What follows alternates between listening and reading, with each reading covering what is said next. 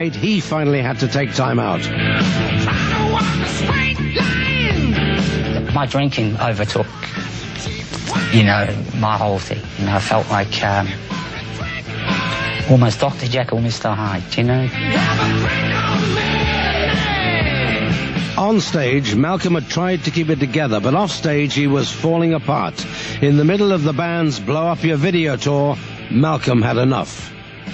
So I had a talk with Angus, and he said, how would you feel if I could at least take a break? I think he was worried about me, that he'd be disappointing me. But he turned and he said, look, I'm gonna, I'll have to stop, because if I continue, he felt he'd become a casualty, He was a big enough man to turn around and say, I can't cope with this. So I was letting people down. I was making people get worried about me. I wasn't brain dead, but I was just physically and mentally screwed by the alcohol. The brothers recruited their nephew Stevie to play for Malcolm while he fought his addictions. In time, and with the help of Alcoholics Anonymous, Malcolm was once again able to pick up his guitar. That did it. That got me right. It put me on track, it woke me right up. God knows what he went through. But whatever it was, he fixed himself better than ever, A re-energized Malcolm joined the sessions for ACDC's 14th album in 1989. Razor's Edge would slash its way to the second spot on the US album charts and sell over 3 million copies. Once again, ACDC was back.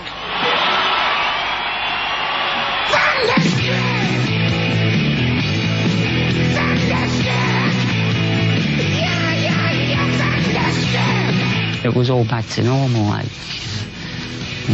so that's about all I can say about that, It was a detour, a bad detour I had to take, and I was hoping I never go that way again.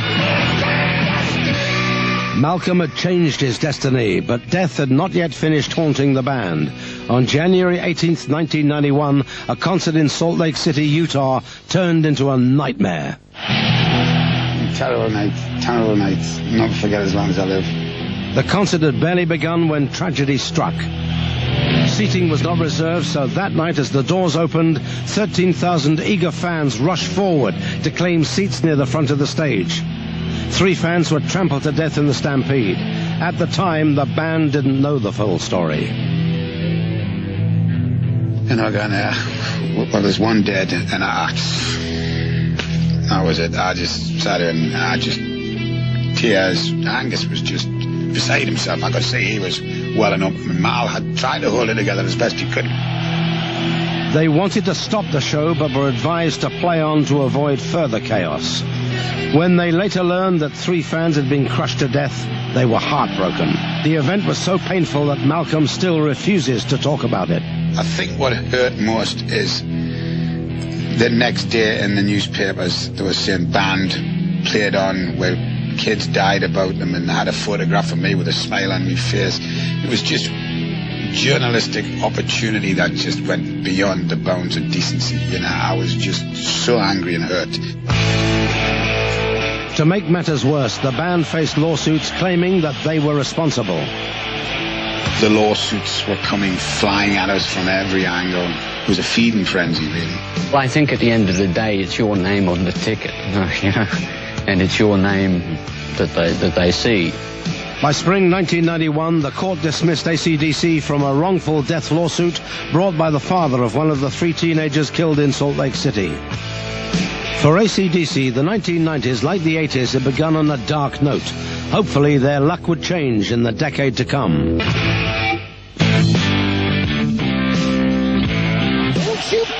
After the tragic events of Salt Lake City, it was to the former Soviet Union that ACDC would turn to raise the band's spirits.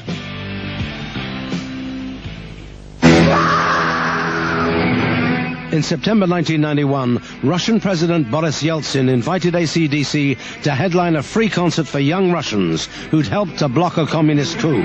when we arrived in Moscow, getting off the plane, there was just so many people. It was like they just stopped work. It was supposed to be initially in Red Square, and I think they gauged with the reaction they were getting from people arriving, or however they were gauging how many people they were going to get. They moved it, and it ended up in an airstrip on the suburbs of Moscow. It was phenomenal. On the night of September 28th, 1991, over 1 million Russians rocked with ACDC at a former Soviet airbase. That was a great gig. I remember walking on there and just, my heart was beating, I mean, it was just forever. The band left Moscow with a renewed sense of optimism. For ACDC, it had been a long, hard journey from Australia to Russia. 17 years of heartbreak and hit records.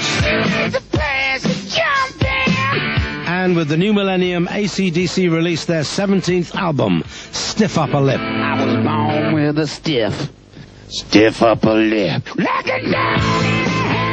The best fun I've ever had in the studio. The best fun I've ever had. And I mean that. I think it's gone right back to our roots and the blues and rock and roll, early rock and roll. It's just a boogie record. You can just bop to it. It's fabulous. It's a killer album. It was a very easy to record album in as much as Malcolm and Angus had everything ready to go. So we basically just had to come along and perform as best we could. Really, really pleased with it. Angus and Malcolm Young still remain the heart and soul of the band that they've led and loved for more than a quarter of a century. There's no doubt about it. It's the sound of the band. It's the combination of the guitars. We can read each other's minds. Angus and Malcolm may look older these days, but their rock and roll philosophy hasn't changed since they first formed their dream band back in the 70s. We're ready to rock and roll. We just wanted to be a good rock and roll band, and that's it. It's just the simplicity of it, and that's all we can do, and stick to what you do best. That's what we do best, And that's what I enjoy best, getting on a stage and, plucking my guitar. They say we keep doing the same stuff, but rock and roll's been around since the 50s. I mean, real rock and roll. There's a lot of pretenders out there. Nothing's ever changed when we get on that stage. We're all still exactly the same guys we were, right back to day one. The guys just write the songs as they write them, and we play them as we play them. And, that's how it comes out. I think Angus said it best. He says, we've got 5 average guys, and you put them together, and you make this lovely thing called ACDC. These 5 guys, Malcolm and Angus Young, Phil Rudd, Cliff Williams, and Brian Johnson, plan to keep making this lovely thing called ACDC for a long, long time.